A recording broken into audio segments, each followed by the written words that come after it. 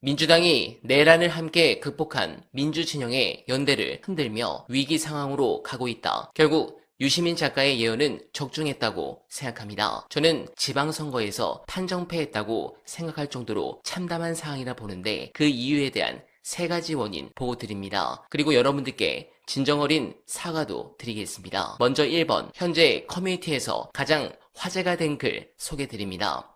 이번 선거는 땡땡땡 때문에 진 거다. 팩트. 보수 대권 후보 둘이나 살아 돌아왔어. 이게 얼마나 소름 돋는 거냐면 이재명 정부가 더 잘하고 더 노력하든 그 효과 싹 무시하고 차기는 오세훈, 한동훈이 될 수도 있다는 이야기. 그러면 검찰청 없앤 거 싹 다 원상복귀시키고 윤석열보다 더 부지런하고 사악한 자가 정권을 또 잡게 된다는 말. 사전선거 때 진보표 쏟아진다는 상식은 누구나 알았지만 본투표 때 보수표 쏟아지는 건 왜 모른 척했지. 애초 투표 안 하고 놀러 다니던 2030이랑 부동산 무세들 우르르 몰려왔거든. 2030이 대구 경북 사는 사람들보다 무서운 이유 인스타 때문이야. 지금 젊은 애들 중 인스타 안 하는 애 있나 찾아보라고. 우리네 카톡 안 쓰는 사람 있는지 물어보는 거랑 똑같은 거임. 인스타 들어가봐. 쇼폼 쇼츠 무지성으로 올리다 보면 민주당 대통령과는 허위사실 조작된 영상 무조건 떠. 국회의원 정원이 몇인지, 이번 선거가 국회의원 뽑는 선거인지 정치 1도 모르는 애들이 일어나서 쇼폰 보고 밥 먹고 쉬면서 보고 버스 지하철 기다리며 보고 자기 직전까지 그 쇼폰 보는데 바르고 고운말 백날 첫날 써봐야 그 인간들 뇌놓는 속도 못 따라간다니까?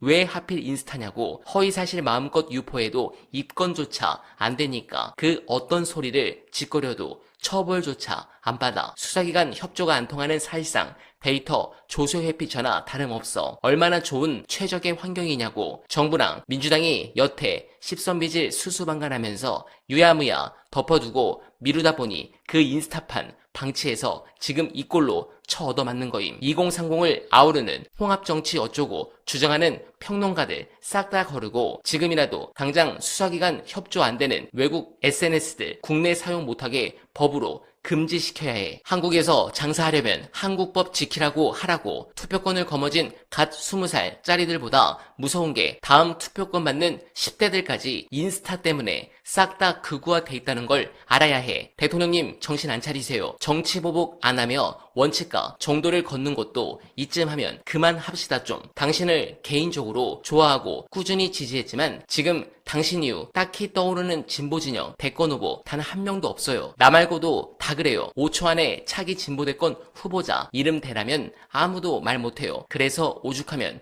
당신 연임하자는 소리가 나오는 겁니다. 당신 물러난 후 더 강력한 지옥도 5년을 또 당해보라는 겁니까? 사람부터 바꾸고 당신께서 원래 잘하시던 초강력 드라이브 그것 좀 합시다. 제발요. 라는 글입니다. 저는 사실 이거 굉장히 공감합니다. 쇼폼류가 뇌 녹이는데 진짜 사기입니다. 무한 반복에 계속 비슷한 영상만 뜨고 초중딩도 가짜뉴스 엄청 돌리고 70대 이상은 거의 종교급으로 믿습니다. 개인적으로 저는 이 부분은 황희두 이사의 방송을 바탕으로 공부를 하는데 도저히 답이 안 나올 정도로 심각한 수준입니다. 결국 이대남 극우화가 이런 부분 때문에 극심해져 서울은 물론 전국 단위 선거가 굉장히 어려워졌습니다. 둘째, 부동산입니다. 이들의 투표 행위를 단순한 탐욕이 아닌 밀려나지 않으려는 방어 기제로 봐야 할 것 같습니다. 서울은 대한민국의 인프라, 직장, 문화가 기형적으로 집중된 블랙홀입니다. 무주택자에게 서울 밖으로 밀려난다는 것은 단순한 거주지의 이동이 아니라 삶의 질 하락과 출퇴근의 고통을 의미합니다. 빌라 소유자에게 재개발은 유일한 계층 이동의 사다리이며 1주택자에게 징벌적 세금은 자신의 피땀 흘린 노동의 대가를 부당하게 빼앗긴다는 박탈감입니다. 민주당은 이들의 팍팍한 현실을 투기라는 프레임으로 묶어 도덕적으로 재단하려 했습니다. 반면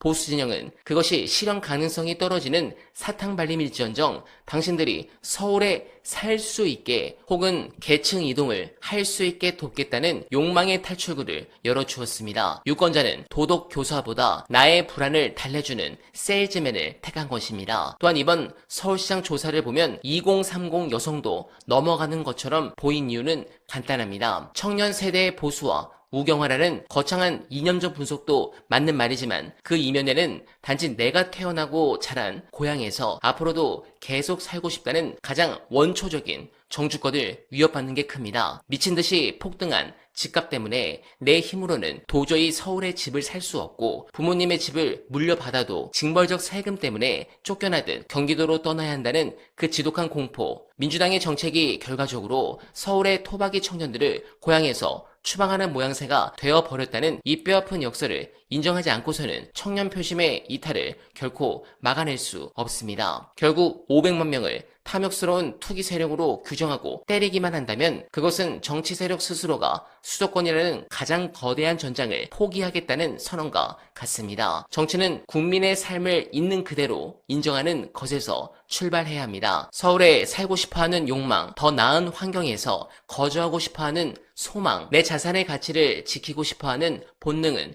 죄가 아닙니다. 민주진영은 이제 낡은 이념의 잣대로 부동산을 바라보는 시각을 전면 폐기하고 이 500만 명의 거대한 불안을 잠재울 수 있는 대단히 실용적이고 유능한 주거안정 플랜을 다시 써내려가야 합니다. 마지막 선거 패배의 원인은 언알바입니다. 사실 공소, 취소 부분이 있는 이 특검을 반대했다가 영상당 구독자가 500명씩 빠졌습니다. 실제로 구독 취소하시고 싶은 분들은 그 배가 넘었을 겁니다. 그래서 몇 번 비판하고 안 했습니다. 두려워서가 아니라 내가 잘못 생각했나? 라는 생각이 더 강했기 때문입니다. 김영남 전 의원 공천도 그렇습니다. 무공천을 해야 조국 혁신당과의 연대를 통해 접전 지역에서 손해를 보지 않는다고 생각했습니다. 평택을 하나만 양보하면 조국 혁신당의 핵심 지지층은 전부 민주당에 투표를 해줄 것이라 생각했습니다. 그랬다가 또 수천 명이 빠졌습니다. 너는 툭하면 조국, 정청래, 유시민, 김어준을 실드 치는데 패급 유튜버다. 이런 말은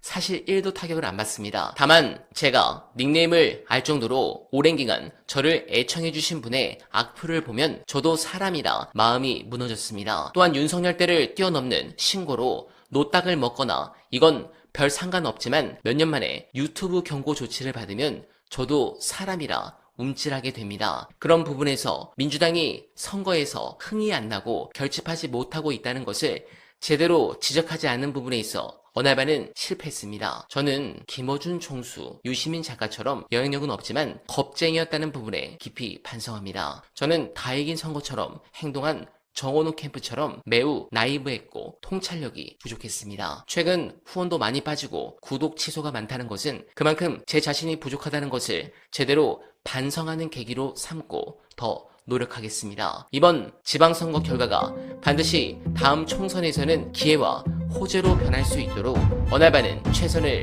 다하겠습니다. 행복한 하루 보내십시오. 고맙습니다.